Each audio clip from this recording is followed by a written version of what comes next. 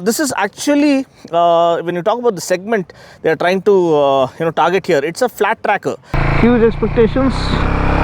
Let's get going.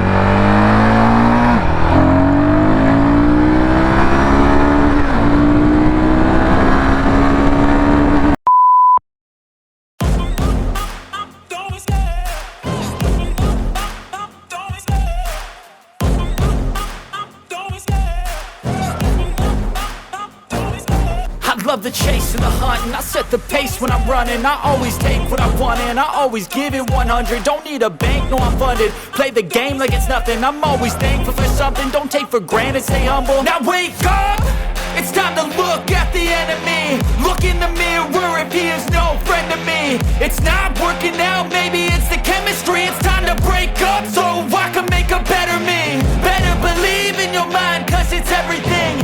You can mold, shape, find almost anything. All it takes is some time and some clarity to find your identity. It's mind over everything.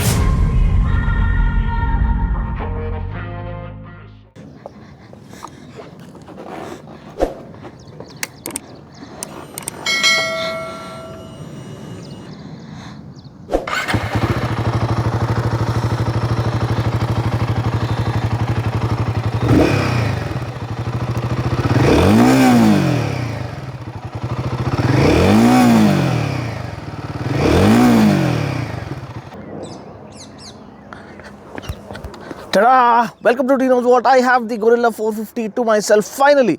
Maybe I'm one of the last guys to review this, but Gorilla, the name, I have a few things to say about that. I mean, is that the only name that was available that came to their minds?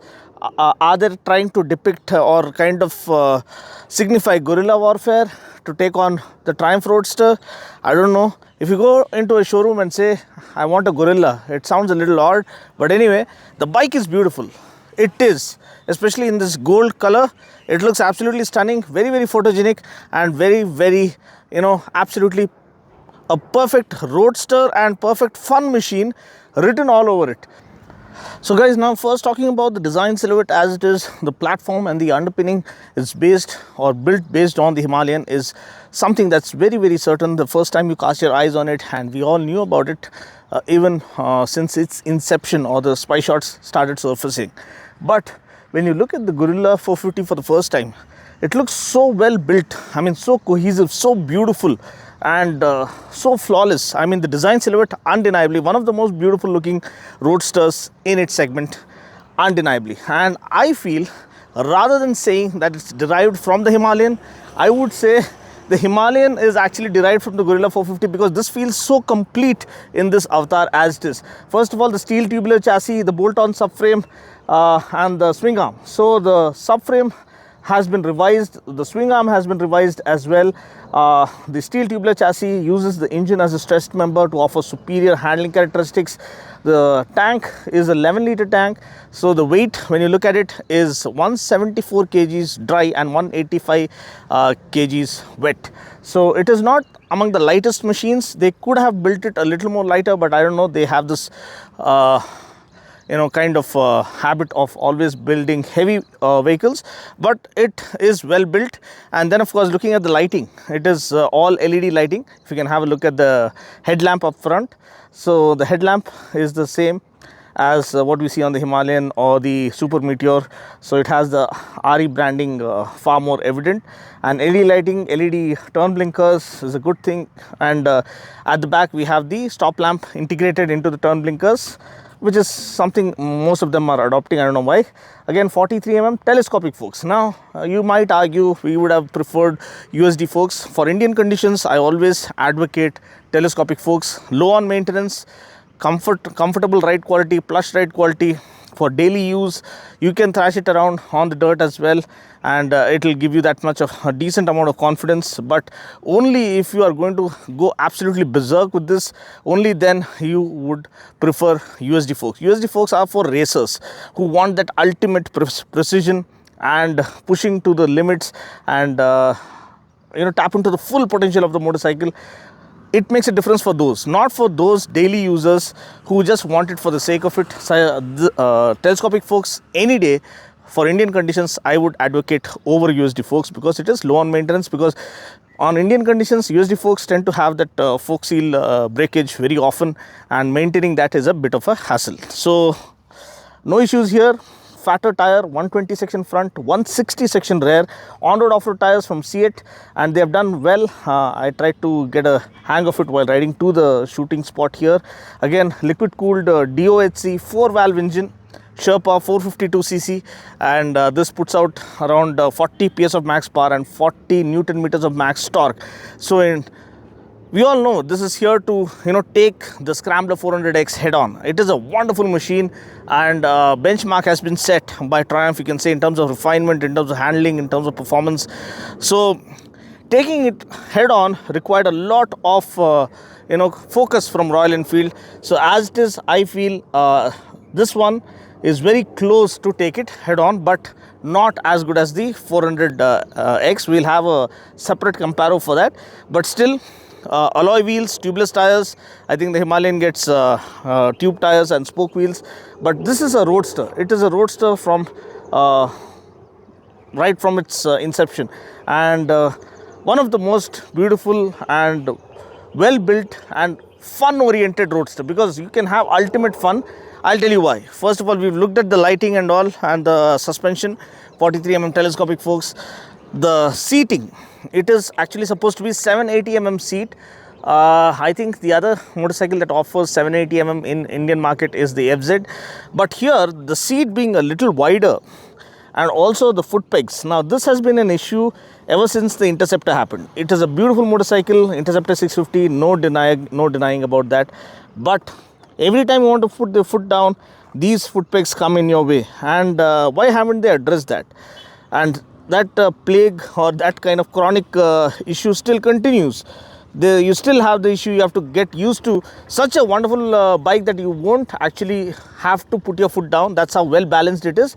But when you do, it becomes a little annoying and irritating, these pegs kind of hitting your kind of shin and ankle area every now and then. And then of course you will say, okay, seat height 780mm is very low. So has it compromised the ground clearance? No. It has 169mm of ground clearance, 170mm almost, which is decent enough to do a little bit of off-roading, if not extreme off-roading. And then of course the brakes. You get 310mm disc up front and a 270mm disc brake at the back. You can focus on the disc brake here. This is the disc brake, and this I'm just helping my wife because she is voluntarily helping me out. I can't be more grateful to her.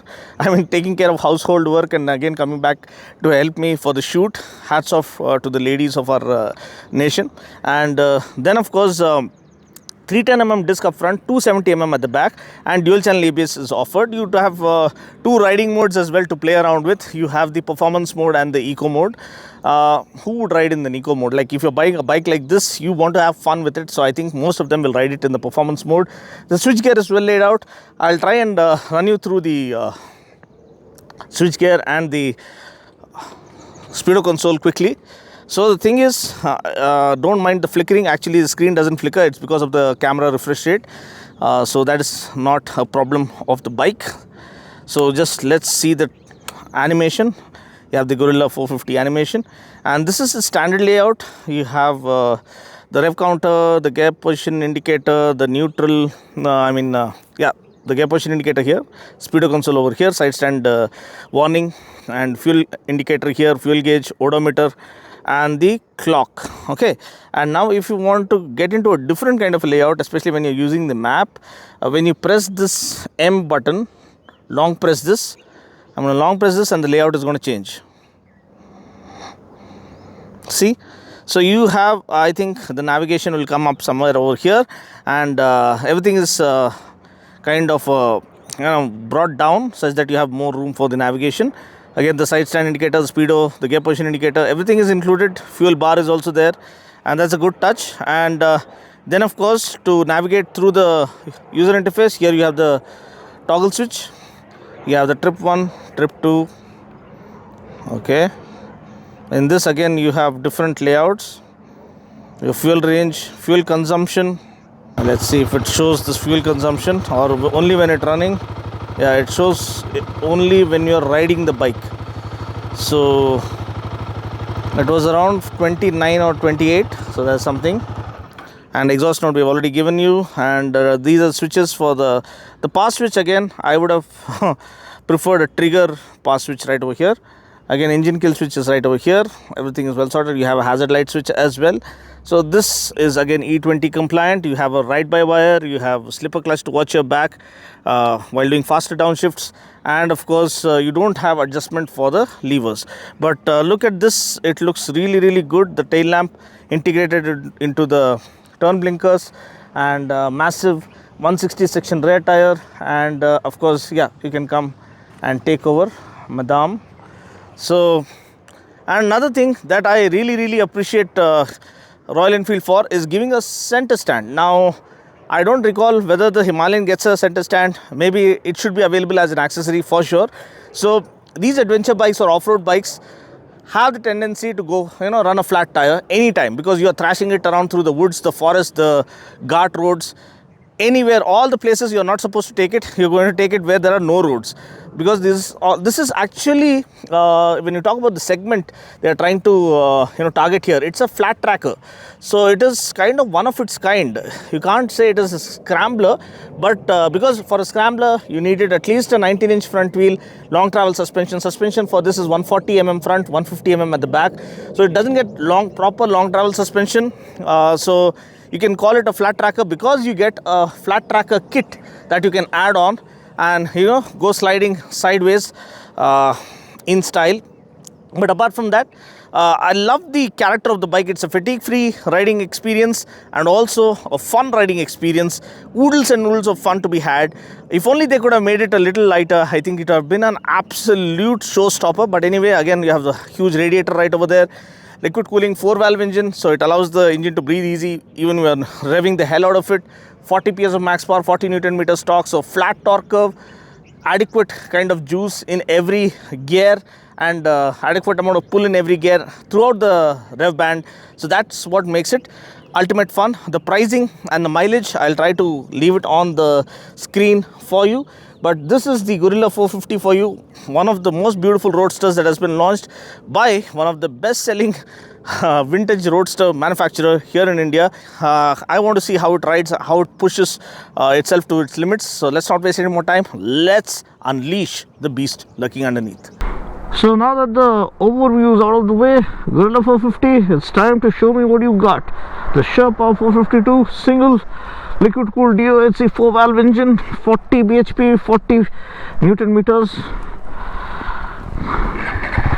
It's gotta be worth it. It's gotta be worth every penny. Huge expectations. Let's get going.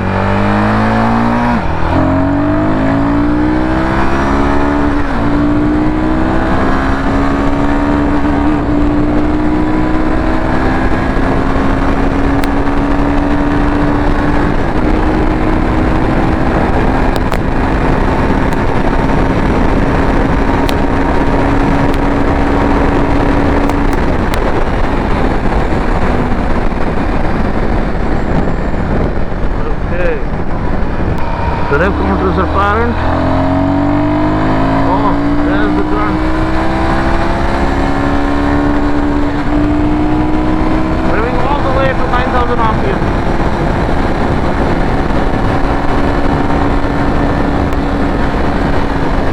Oh boy.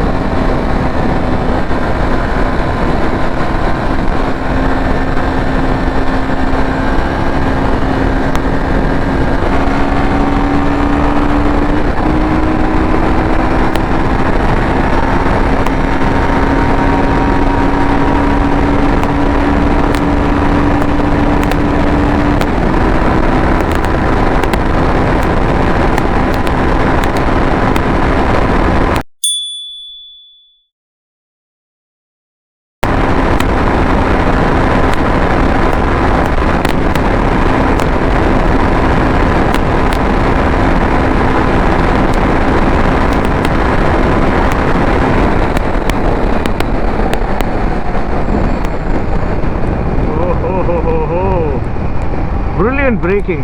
again we did close to 158 maybe. I think that was the top speed, but rev happy engine thanks to the 4-valve engine.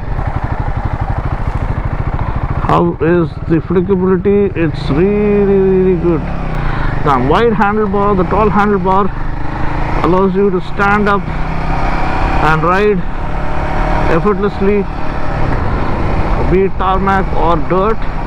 But when you sit, it's extremely comfortable because the handlebar kind of reaches out to you. Low seat height, extremely satisfying. The 17-inch wheels give it a proper roadster, flick it around anywhere kind of a characteristic. It's made for joy, made for fun, built for fun, you can say. They could have named it Fun, or they could have named it Fly. A simple name, but anyway, what's in a name? The bike is fabulous. It's pure joy on two wheels. Especially you don't feel the weight once you are on the go. The balance, the handling is precise thanks to the chassis with the engine being the integral member, and overall suspension well sorted. It's not too stiff. Again, flickability, direction changes gives you a lot of confidence for high speed cornering, high speed stability. Lot of intense winds going across.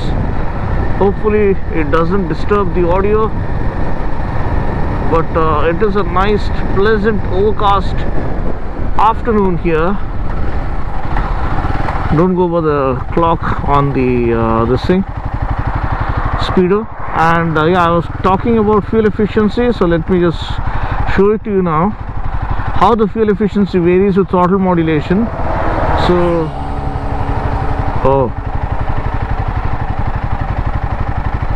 okay, let's go down here. Fuel range is, yeah, now the fuel consumption gives you an idea as to how you're riding. See how the fuel consumption changes. Now I'm 5th gear, ambling around. You got to maintain the right speed, minimum throttle, and it gives you a mileage of almost 59, 58 kmpl, 60 kmpl if you're ambling around 5th gear, 50 kilometers per hour with minimal throttle inputs. And it's brilliant. It's absolutely brilliant. There's no vibrations apparent. Taller gearing, as you can see, and it almost pulls off a wheelie. Back to the riding ergonomics. Well sorted ergonomics, very comfortable seat, ideal for city riding, more than sufficient for weekend rides. You can tour on this, that's how comfortable it is. And thrashing around, oh boy, it's up for it. A high revving, ultimate uber fun machine is the Guerrilla 450. I love the way it steers, I love the way it handles, I love the way it changes directions, I love the way it revs. I mean, it's incredible and beyond, and totally satisfied. A big thumbs up from my side. Guerrilla's 450 is absolute joy on two wheels. So the braking is really on point. That's another big thing for Royal Enfield. They really go fast, but when it comes to stopping, they don't give you that confidence, but this one does. So totally satisfied, and you ride it to believe it. It is the ultimate fun machine. The gear shifts are nice and smooth. Throttle response is very, very direct, adequate, no snatchy behavior, good consistent throttle response, and faster downshifts, slipper clutches there to watch your back. Yeah, despite ride by wire, there's no snatchy behavior. It's all well sorted, and the power, the way the power is delivered, the torque is delivered, very seamless, and yeah, gives you that adrenaline rush that you come seeking for, which is not apparent in almost all the Royal Enfield bikes, but this one is different. I think, yeah, it can thump his chest. Maybe now I understand the name.